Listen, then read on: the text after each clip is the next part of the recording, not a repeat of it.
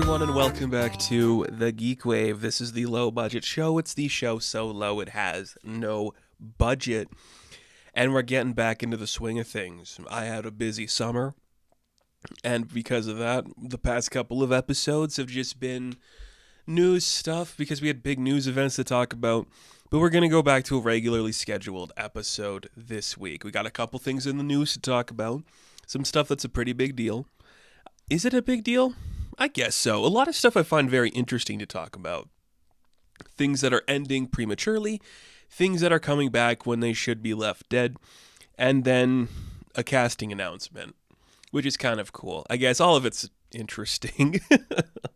And then we're going to take some time to talk about a topic that has been on my mind a lot recently, and there was a new movie that came out that really brought this to my attention and made me go, I guess we should really talk about this. And the tricky, slippery slope that it's going to bring upon into this current industry. And what's good and what's bad about all of it. So we're going to be talking digitally creating actors and resurrecting dead famous people. Fun.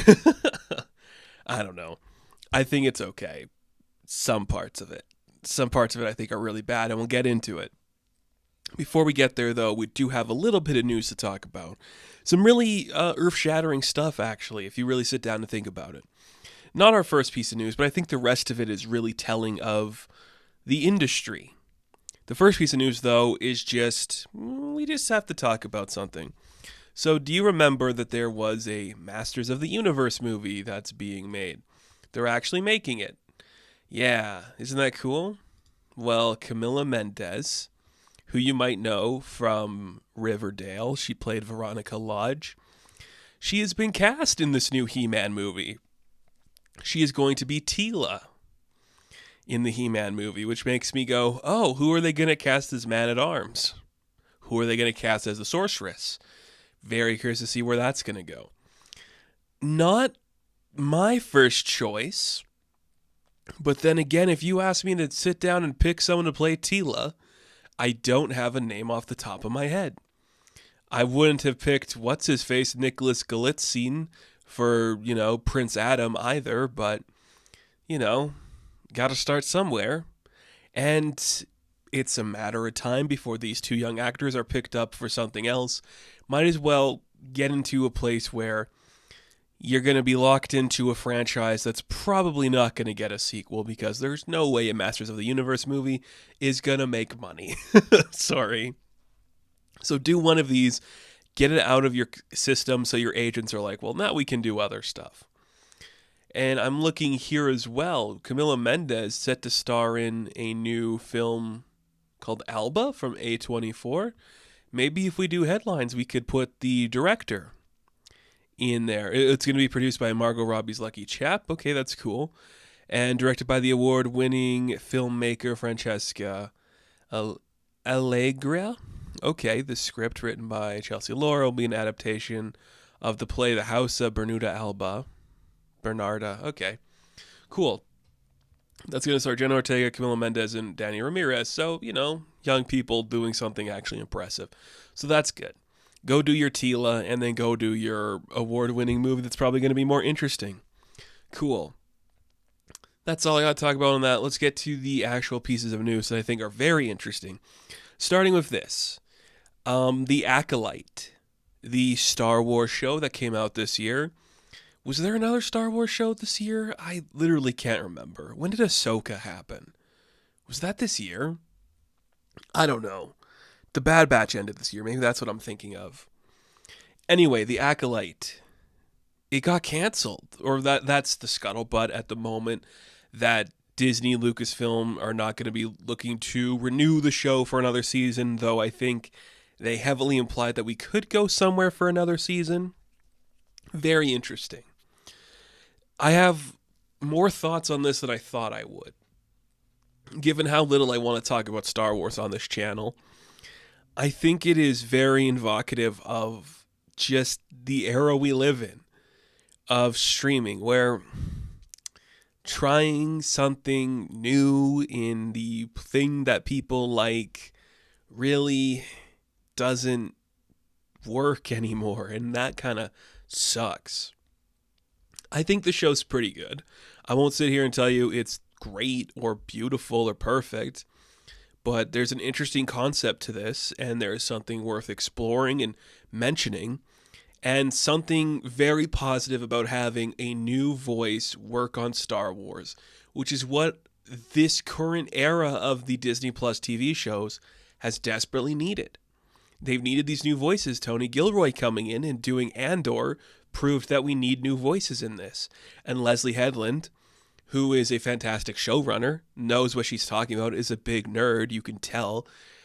A normal person doesn't make the Acolyte, like someone who's not a fan of Star Wars, they're not going to make the Acolyte, So she really knows what she's doing. And I think there's a real strong presence behind the scenes of this show that was just fully aware of everything they were doing. There are some pacing problems, sure, and some ideas that are definitely going to upset the masses that get upset by everything. But I think it found its audience. Like, it's one of the most positively talked about shows I've seen in the circles I run in, on like the social media things I'm looking at. I block out a lot of the hate, of course, and when it comes to like Star Wars, there's so much hate you have to block out. But I do think this show found its audience. And it found its supporters and people that would champion it. And it's kind of a shame that they're not going to renew it. Now, this could be for a number of reasons. Maybe it didn't perform as well in like the later weeks as they thought it would. Maybe there's some conflict behind the scenes with certain stuff going on. This is what I think personally. I think Lucasfilm wants to move away from television. And that's exactly what's happening with Marvel and the MCU. The formula doesn't work. You're not making the money you thought you are. And actually, you're going to get more money going to cinemas, which is why The Mandalorian and Grogu, the next season, was morphed into a TV show. It's why the Moana 2 sequel was morphed into a movie. I think that's the case for a lot of this, and definitely the case for something like The Acolyte. Now, I would love to see all of these characters return and tell their story, but as it stands, I think if you took this specific story, these 8 episodes, retooled it, put it in like cinemas, you could have something really cool happening. That's what I always said about The Acolyte when they did. I'm like, this feels like it would be a really good movie that's doing something different for the genre, and you're expanding on the Star Wars mythos, and doing the weekly thing, it didn't benefit this show. So it's a shame that this is going to happen. It kind of feels like the forgotten child of this current era of like Star Wars stuff, where everything's kind of like set in like this one specific period. This one's like, I'm over here doing something original. And everyone's like, shut up, let Favreau and Filoni do their thing. Which could be it too. Maybe we're literally about to see, and this is all speculation, I can't confirm anything, maybe we are about to see Kathleen Kennedy be like, I'm going to hand over the reins to Filoni. I want him to take over everything we're doing here at Lucasfilm and see what happens there, because I think, I don't want to talk about Kathleen Kennedy. I think her track record's good. She's gotten a lot of movies into theaters. She's had a few misses, but who hasn't? Who hasn't? More often than not, she's been successful. But I think we could be seeing a really bad trend leading towards the vocal minority of people hating on stuff because it goes against like a Wikipedia article or something. There's a lot of bad precedents that could be set from this, and I think we are going to see that happen more often than not. I wish The Acolyte could continue. I like all these people. You really set up an interesting story here. But am I surprised? No, I'm not surprised. I think repeat viewing on a lot of these shows is very limited. And I can't imagine you're wanting to invest another $100 million into something that's not going to give you the returns you want. Streaming is broken. We all are aware of that. And it's not something that's easily fixed. We'll talk more on that in a minute because we have a couple other pieces of news to talk about before we get to the other big streaming thing. This was also announced, and this reminds me a lot of the industry. Adam Sandler was on a talk show recently, and he's like, yeah, we're doing Happy Gilmore too. Now, look, This is so interesting to me. First off, I don't really like Adam Sandler films. I don't get his brand of humor. It's never been my particular cup of tea. I really respect the hustle of the guy, not just the movie he made where it's like The Hustle. I respect the worth ethic he has to make this specific type of movie and become that guy who's like, I'm going to hire my friends. We're going to make, moderate hits at the box office. And in an era where he was no longer making that moderate hit, he was one of those early adopters to sign a deal at Netflix. So he made a lot of films at Netflix. And they're all fine. I don't think any of them are egregiously bad, nor are any of them Happy Gilmore 1. But he made them and he got through it. He got through it.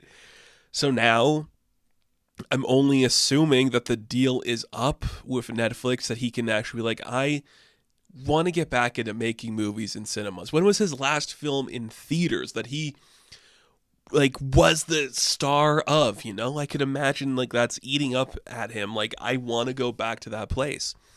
Actually, I do want to look it up now. Let's see what we can find here for Adam Sandler. And I know he's had films in theaters and stuff, and he's a popular guy, and people watch all of his stuff. So what do we have? Where's the filmography on this? Adam Sandler filmography. Let's go back a little bit here. Okay, so when did he... So, okay. The Hotel Transylvanias, are we going to count those? I don't know. The Do-Over, that didn't go to theaters, right? Did it? I can't remember. Was Pixels the last one? Pixels in that era, because Ridiculous 6 felt like this is the Netflix one, and you have the Do-Over, which is a David Spade one too. Sandy Wexler, that was over at Netflix, of course. What else do we have here? Murder Mystery, he just made a sequel to one of those. Uncut Gems, I'm not counting because that's a really independent thing. The Wrong Missy, that's another one at Netflix. Hubie Halloween, that's a Netflix one. And I don't know what that is. I guess Hustle, but wasn't that on streaming as well? Murder Mystery 2 was last year. You Were Not Invited to My Bat Mitzvah, but that's not really like a him movie, And Spaceman was his other one he made that came out this year. That was also straight to Netflix. And then he's got, not much else coming up that's listed for him. So I could completely imagine after doing that run, you're like, I want to make a movie for theaters again. And kind of like, and I'm going to bring this up because we're going to be talking about this guy next week, kind of like how Tim Burton's returning to cinemas. How do you get back in the public's good graces into theaters? Well, you bring back the hits. You get Michael Keaton to do a Beetlejuice movie. So if Adam Sandler wants to come back to cinemas, do Happy Gilmore. It's an easy way to earn their trust back. I completely understand it. And I'm for it. I don't particularly love the movies, but if it gets Sandler off of Netflix, I'll do anything. I'll do anything to have his type of movie in theaters making money. Man, that'd be cool. That would be insanely cool to hear and have happen. It'd be nice. It'd be so nice. This is unrelated to everything we're talking about, and I'm not going to put in the news bracket or anything. I was just reading an article that came up on X or Twitter, whatever you want to call it, and it was talking about how the only true new movie star we built recently is Glenn Powell, because even people, I think it was because it could have been Ryan Gosling, but his audience is primarily women, and men and women actually come out for Glenn Powell. I think that's a very fascinating thing to see. I just wanted to bring that up because I'm I guess that is true. Glenn Powell movies have overperformed recently. So it's pretty cool that this is going to continue to happen. I really dig it. It's kind of fun. All right, onwards to the next piece of news. Guess who's returning to the Marvel Cinematic Universe potentially, probably? James Spader is set to return as Ultron in the Vision Quest TV series. Now, this is what they're now labeling as the third in the trilogy of WandaVision spin-offs or whatever. a Vision TV show where there's probably going to be like a kid he hangs out with or something and they're going to fight an Ultron. I don't know. Seems very weird. But then again, why not? I have nothing against that. I mean, might as well smoke them if you got them. It's kind of cool that Spader... Look, I'll say it. Age of Ultron's my favorite Avengers movie. It's probably my favorite Marvel Cinematic Universe film. And I think a lot of that has to do with actually treating one of these characters like their comic book counterpart. It really put like a lot of pathos into Ultron just as this character who sees the world as something that needs to be fixed or rewired. And I think that is a very good portrayal of that. And to have that return with a Vision that we know is kind of broken, I think that's very interesting. I think there's definitely something to explore in there. And I just like Ultron, so I'm always up for anything about a character returning. And not an actor returning to get $100 million to be a terrible version of Doctor Doom. I mean a character returning, like Baron Zemo returning for the Falcon and Winter Soldier. Or I'd love to see Justin Hammer return. I'd love to see any of your villains return, really, because you should do that. I think it's been long enough since we had Age of Ultron that we could see a resurgence of people talking about how good that movie is, because fuck is it good. It's a great movie. The only time I really felt like I was reading an Avengers comic that I enjoy. Now, I like my Avengers comics where it's a bunch of assholes and losers who just yell at each other. That's what I like in the Avengers. That's why I like them. Because they're a bunch of nobodies who think they're special and everyone's like, shut up for a minute. You're not helping the situation. That's what I like about Avengers. I don't like when the Guardians and Doctor Strange all show up and do a thing in space. That's not Avengers to me. Avengers is just people screaming at each other in a building. That's Avengers. And this is the movie that did that. I think when Doomsday comes out, we'll be talking about all the Avengers films on this channel, but I don't know how they're going to top Age of Ultron for me personally. Okay, one more piece of news, kind of coming back to the state of streaming. You might recall a couple weeks ago we talked about how Apple TV said, we have to reduce our output. We're not doing good anymore. We're losing to everybody. For some reason, we're not doing good. The $1 trillion company is hemorrhaging money somehow, whatever. Who cares? Well, they needed a surefire hit, something to get people to buy Apple TV Plus again. And what is that? It's Ted Lasso Season 4. So, yeah, Ted Lasso Season 4. It's kind of confirmed to be happening, which is, sure, it's cool. Now, at the time of this going live, we don't have a bunch of details on it. Jason Sudeikis is likely returning. We also know that Brett Goldstein and Hannah Waddingham are confirmed to be reprising their roles. And it's kind of confirmed that Phil Dunster, who plays Jamie Tart, will not be returning to the show due to scheduling conflicts. They're looking to start filming in 2025. And they are also opening up the writer's room, which makes me go, oh, you're really wanted to change how season 3 happened, did you? Now, we've done an entire video talking about Ted Lasso, how it became the kind of like the arc of television where it starts off so strong and then falls so hard, but because streaming is so compact and compressed, everything happens quicker. So a show that could have lasted like 10 seasons, having its like glory days from seasons 1 to 5, falling down in seasons like 6 to 8, and then completely bottoming out by 10, happens in 3 seasons. Well, now we're actually at the point where they're rebooting it and they're coming back like 2 years later, which is crazy to think about. And they're opening up the writer's room, so I wonder if this means some of the writers are going to be returning or if they're looking for a completely new angle to spin on this. It's very concerning and very confusing to me. I think it's going to be very telling who is going to come back. And I know it's going to be a lot of scheduling and stuff. Nick Mohammed kind of like talked about it on X, just like, yeah, I told you it's happening.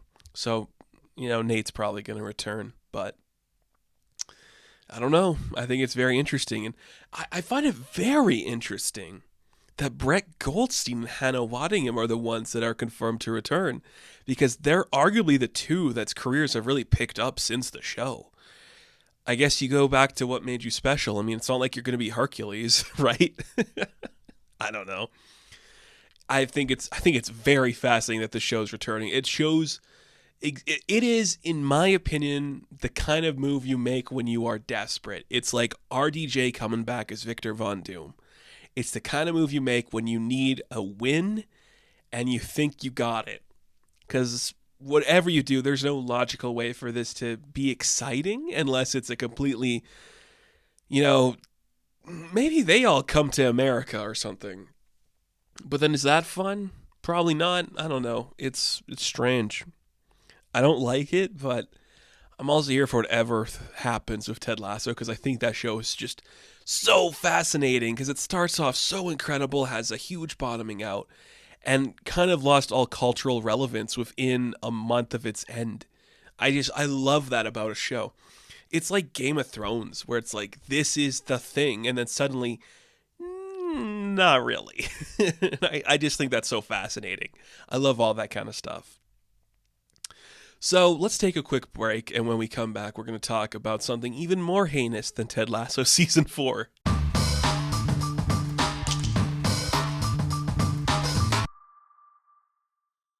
Speaking of the changing times of Hollywood and just entertainment in general, let's talk about something that has more cultural significance now than it ever did, which is the digital recreation of entertainers and entertainment masses and just how weird everything's gotten.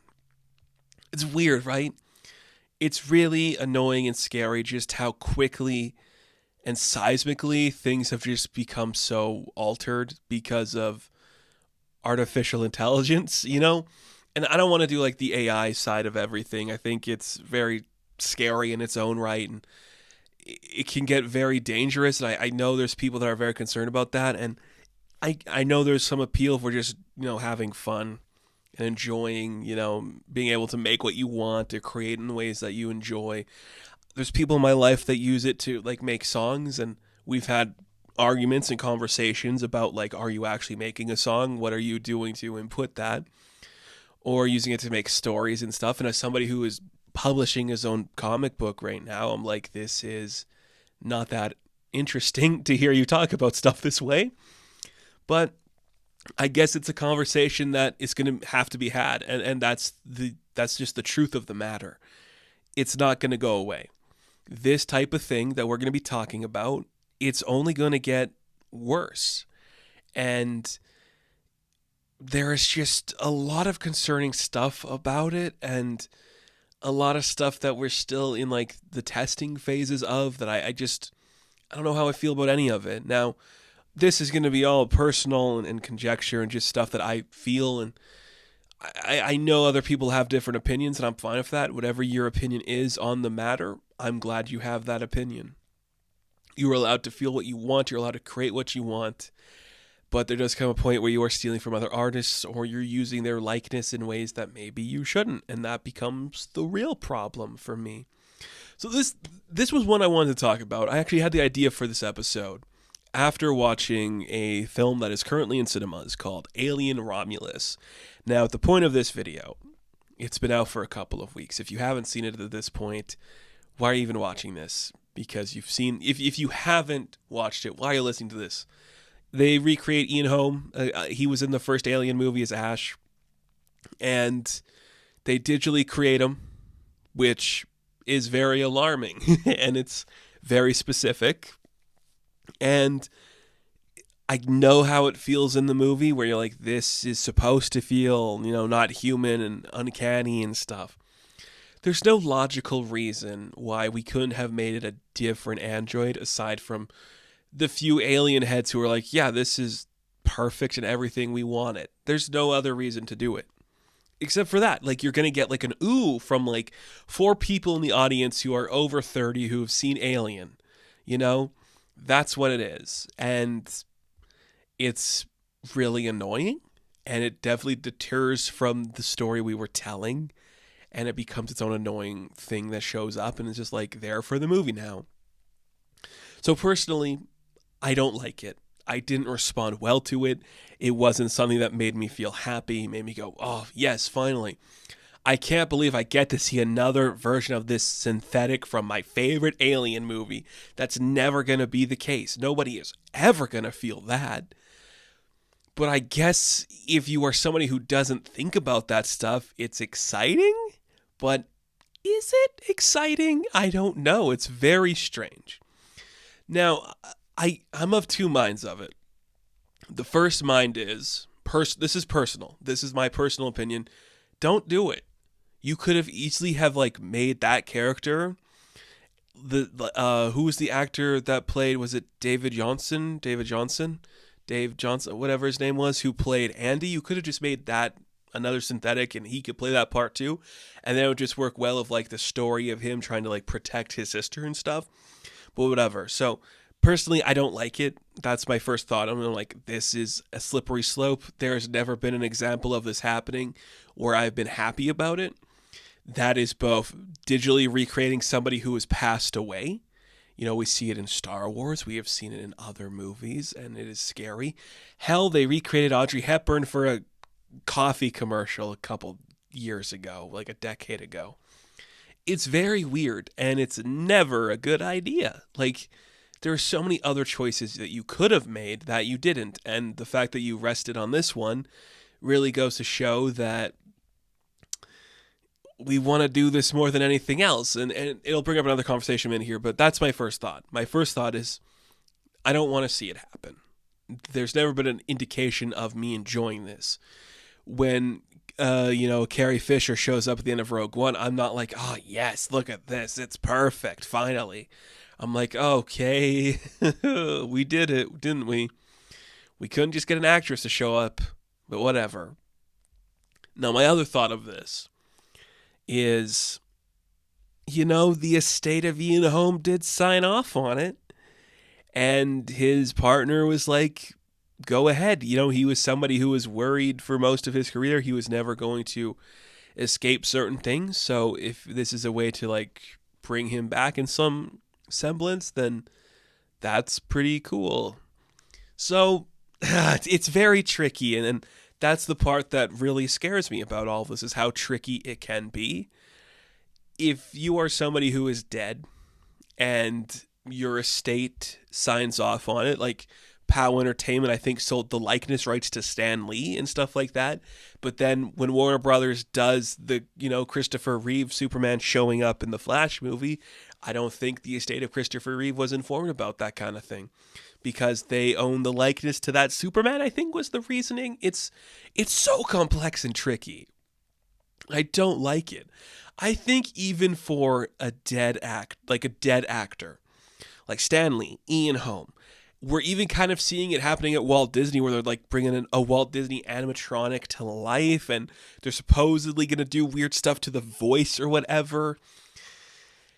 Like, it's very tricky because you can never say that's what the person wants to happen, because that's creepy.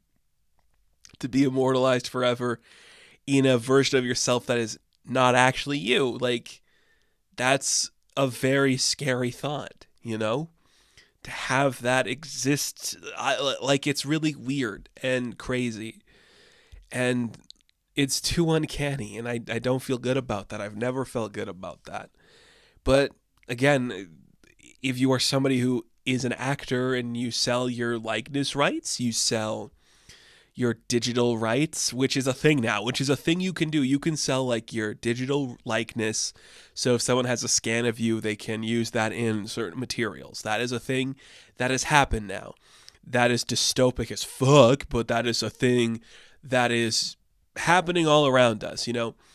I think one of the most like well-known examples today is why am I blanking on the name? James Earl Jones is open to the idea of Lucasfilm and Disney using artificial intelligence to use his voice over stuff happening with Darth Vader.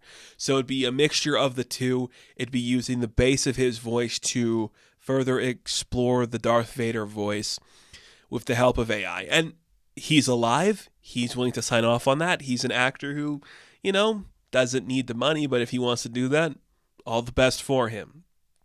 The other tricky slope about that is when you stand in like the big camera room when they scan your digital likeness, now they can just put that over top of anything and you don't actually have to be an actor anymore. So I wonder, because I'm not an actor, I have no desire to be an actor, I wonder how that would feel, if suddenly they can take your entire body and you can see yourself in a film that you filmed stuff in this movie, but you don't remember filming that specific scene. They planted you over this double, they did this over this person. That must feel weird, right? Like, imagine you're Harrison Ford and you're watching Dial of Destiny and you're seeing this young version of yourself. And because we have all known you for decades, we know that's not what like a young you looks like specifically. It's very strange. And I don't like that. And the de-aging thing, I think that does relate to this as well. Because then it becomes a way to immortalize a very specific version of an actor. And that becomes its own terrifying thing. Like, it becomes this weird dystopic thing of like escaping the reality of death and aging and the process of life and existence itself, which we're not going to get into. I do not have time to break down what does it mean to be alive and to age gracefully or to age terribly or just to exist knowing that we're all going to die someday. Or are we, because we can just make our likeness into this thing, It's a very, very intense topic and we don't have to get into that side of it. But I just find it very fascinating, the use of that technology. Now, personally, I have never found a single use of the technology to be beneficial. Even in movies where I'm fascinated by the choices, like, I think a great example is something like The Irishman, where Scorsese's like, I want to use my guys. They're all 80. We're going to make a movie about how, like, we don't make movies like this anymore and everyone's going to, like, age out of this performance. But would it be more impactful if those characters were young actors and then when we see them at the end, it is De Niro, it is Pesci, it is Keitel, it is Pacino? Would that be more interesting than to having them look semi-younger but move like they're older? It's a very dangerous place, and it starts to bring up what actually is being the art created at the moment or in post-production. Which isn't, look, how deep do we want to get into this conversation? Like, I am someone who loves film. I have loved film forever. I'm going to love film forever. The very notion that there are people and technologies and companies out there that are actively trying to create this illusion that you can just type in some bullshit to a computer and it's going to create you a movie, that terrifies me. Because there is no heart and soul or passion or idea poured into that. It is riffs on a riff on an idea that isn't really yours to begin with. And I find that to be utterly terrifying. And I think we're kind of just seeing how the excessive use of the visual effect on character or actor is affecting how these things naturalistically can feel. And I support visual effects artists. I think they should be compensated more because it is a skill and a trade that is becoming more and more necessary for this industry. What I am trying to say is, in terms of doing it for an actor, it becomes less and less real the more we rely on plugging a face onto another person, trying to immortalize a very specific look for an actor where we can never just accept that things are different. And that becomes its whole other conversation.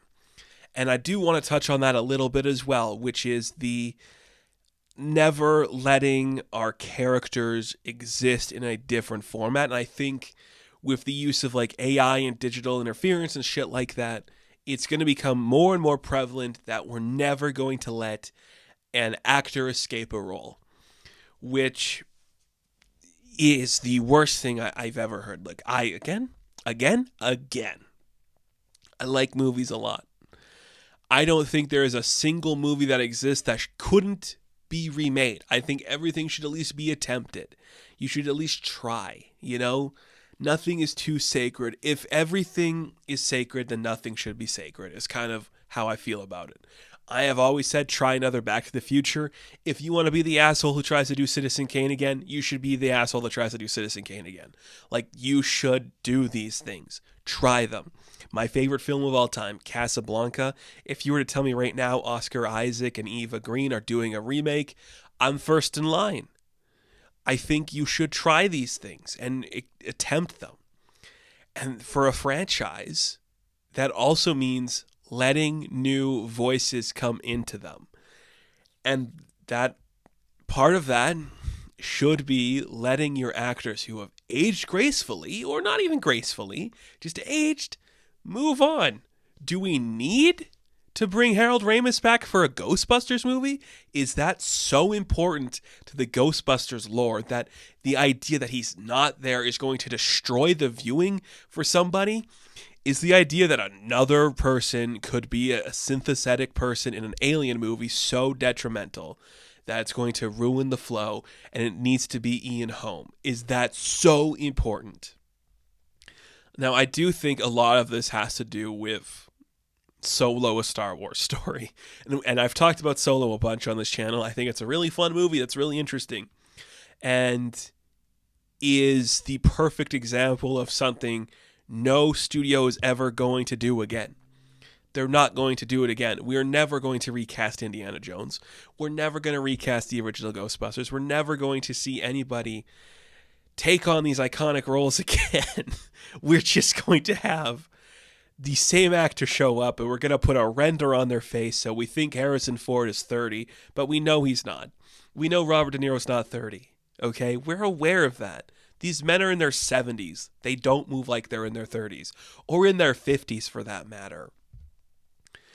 The smart one that did this was the stuff in Mission Impossible Dead Reckoning, where they kind of hid the DH Tom Cruise, because no matter what you do, it's never going to look perfect. It's never going to look perfect. And we're never going to have another Tom Cruise, so they're not even going to attempt to cast somebody to play a young Ethan Hunt, because we know what Tom Cruise looks like. And I don't like that. I think you should try to find someone to play a young Ethan Hunt for that scene. I think it's important to try. Alden Ehrenreich deserves a lot more than what he got for that Han Solo movie. And you have seen since the release of that film, in particular Lucasfilm being like, we're just not going to do it. Now, we love Alden. I love Alden. I don't know if they love Alden. We're not going to bring him back for anything. We're going to digitally add a young Luke Skywalker with a stand-in, and Mark Hamill's voice kind of digitally altered to sound younger, which is like disgusting. It's disgusting to me. There is no point to do that. Just don't have him in the show. Don't add Luke Skywalker if you're not going to cast an actor for it. Now, this is definitely more egregious in like big IP franchise stuff, which is primarily what I talk about anyways, but it's just gross. It has never come across as something that's great. And there are going to be people that support it. And again, look, if this is something that you think is the future of cinema, that's great for you. Personally, I don't think it's the future of cinema. We have seen time and time again the auteurs and the greats talk about the things that worry them about film. And the over-reliance on nostalgia, on making your audience think about one person for one thing, becomes a problem. And I think just the basic idea that you could take Stan Lee, a man who died a long time ago. I say long, it's been like 7 years. And suddenly in Avengers Doomsday, he could show up. Or in Fantastic Four, he could show up. And your audience would be like, hey, it's Stan Lee. How'd they do that? That shouldn't be something we have the conversation about. Because that's not great. It is a very slippery slope. And we're in the early stages of what this is going to be. You know, within the next 10 years, I would fully imagine we're going to be seeing, oh God, it's so hard to say, like a fully AI movie. And I think that's going to be the true testament to see what a studio and a company is going to be allowed to get away with. Imagine, say right now, the estate of Marilyn Monroe, whoever owns the likeness to use Marilyn Monroe for adverts or marketing in any capacity, or just to like have her face shown on like a billboard or whatever. Imagine somebody's like, we just got the license to Marilyn Monroe. We're going to put it into a computer, and she's going to be starring in a remake of The Jungle Queen, and we're going to cast a bogey in there too, and we're going to have them playing off each other. Or we're going to do like a gangster film and this kind of thing, and we just resurrected Cary Grant, or, you know, we have like a young Harrison Ford we can put into like a new Indiana Jones movie. We're going to see something like that happen. There will be pushback. I think animation and visual effects studios are going to be pushing away from that heavily. I know of like the actors and writer strikes that came up very recently. There was a lot of negotiation about your digital likeness and your digital rights. It's tricky. I think we're going to see actors in support of it, where it's like, this is bad. Don't ever do this to me. When I die, I don't even want to be remembered. Just don't put me in anything. And there's going to be actors who are like, I'll be dead. If you want to give the money you could use for that, for my family or my estate, for like a charity or something, it's okay. And that might be for the best. Like, that's a better way to do it than just shoving Christopher Reeve into your multiverse movie because you can. It's so tricky. It is so tricky because as much as I hate to see Ian Holmes show up in Romulus, his partner did sign off. His wife's like, he'd be fine with this. James Earl Jones is fine giving his voice away. But is everybody? When you are somebody who is 80 years old and you make a big blockbuster and everyone talks about like how you don't look like you did when you were 30, is that going to help your mental health or detract from your youth being valuable? It's very tricky and scary, and I don't like it. It's very worrisome. And it could be used in the most simplest of ways. Like, I think they added Jeff Garlin to the Goldbergs for like the final season of that show when he was kind of like leaving. Just added him for like one shot in like the final episode. It is very scary how it could happen. Just something like that. Well, you were attached to this show. We have your likeness. You don't even have to show up for set. We can just put you in now. How do you feel about that? Does that anything? I think for some actors that's kind of a relaxing. You're like, I'm still going to make a lot of money. They already have RDJ Scan. How active he's going to be in like that role, you know? Oh, I just get so sickened by it. I don't like any part of it. The AI conversation is one thing entirely. And when it comes to like the resurrecting of dead actors or just stuff like that, it is just an open-ended case that we may never truly understand or figure out how it's going to work. You know, this is an industry that is constantly evolving. And part of that could evolve past the need for cameras. But here's the thing. Painting is all about a canvas and a brush. That is the primary focus. And the artistry of painting and creating stuff on a canvas has evolved over centuries. But it is all based on the canvas. It's all based on like the blank slate, you know? And that is the same for a film camera, for a video camera. It all starts with what you are seeing on the camera. And to say that you made a live action movie that has no real camera work in it, that's not cinema. That's not movies. So it's kind of scary. Now, hey, if you're an actor, you sell your likeness rights, good on you. Get that paycheck.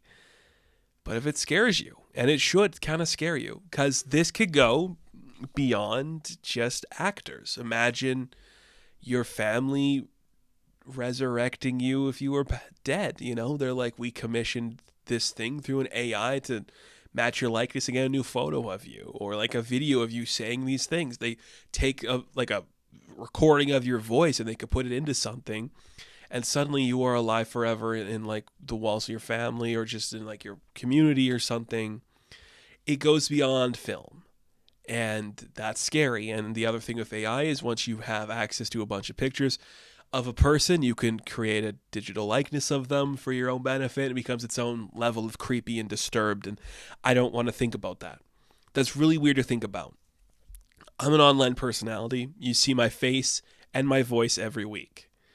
If you take the hours of content there are of me on the internet and you plugged it into an AI software, it's like, can you make a video of like this face singing a country song about this type of like coffee bean? You could create that and I'll never know. And I would not be happy with that. I can't imagine how it'd feel if you were somebody like Harrison Ford or Robert De Niro or Samuel L. Jackson, where people talk about how you playing a younger version of yourself doesn't feel like an actual younger version of yourself. And now there's going to be like, well, I'm just going to take Pulp Fiction, Samuel L. Jackson, and have him actually star in a Captain Marvel movie or something. It is so gross and it upsets me. I'll never be comfortable with it. There will never be a version of resurrecting a dead actor or de-aging a dead actor that is going to work for me. They could never do it. There will never be one that finally makes me go, oh yes, this is the stuff. This is what we've been waiting for. Even, they talked about like holographic Michael Jacksons and stuff. Wasn't that like a thing for a minute where it's like, we can digitally create Michael Jackson and have like a new Michael Jackson concert? It's like, what is the point of that? You're seeing like an artificial version of somebody. Don't you want to like experience the real thing, even if it's not in like its peak condition? Wouldn't it be more interesting to go to a later in life Frank Sinatra concert where he's maybe not at his peak than it would be to go to like a holographic version of like the classic, baby blue eyes version of Sinatra, where it's clearly not him, but it's something that approximates him? Some people don't think like that. Some people would rather see the hologram and just get like all the old hits, but not me. I'd rather see like the warts and all on everything going on for that guy. I don't know. It's really scary, isn't it? It's very concerning, and I think we'll keep track of this. We're gonna be seeing it happening a lot more, and there's gonna be more stuff to talk about, and it's gonna be a can of worms that we just have to delve into. But I have spent enough time talking about this. It is gonna be something I'm actively concerned about.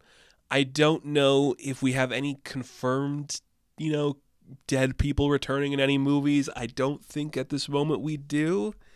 But, I mean, I wouldn't be surprised if we get another Alien movie that they're going to, like, make a younger version of Sigourney Weaver or something show up. I wouldn't be surprised by that. It's kind of scary. Because, God forbid we just cast someone else to be Ripley for a minute. And, nostalgia has its own bag of worms I don't want to get into. Because I really don't like it. And it kind of leans into the stuff we were talking about with the Acolyte. Something new for the genre. Is that cool? Do people want that? Or do they want their robotic Luke Skywalker to show up and say, Grogu, hello? I don't know. It's all sucky.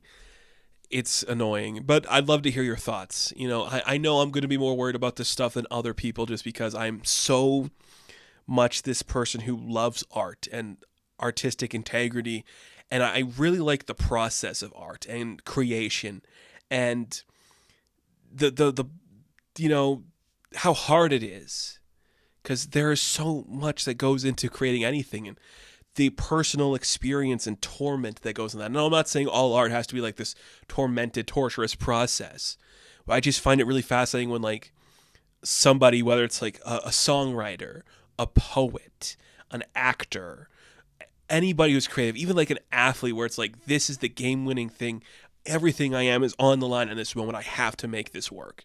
I find that more interesting than just, well, here's a young version of, Harold Ramis doing a thing in a movie. That means nothing to me. I don't know. It's scary. I don't like it.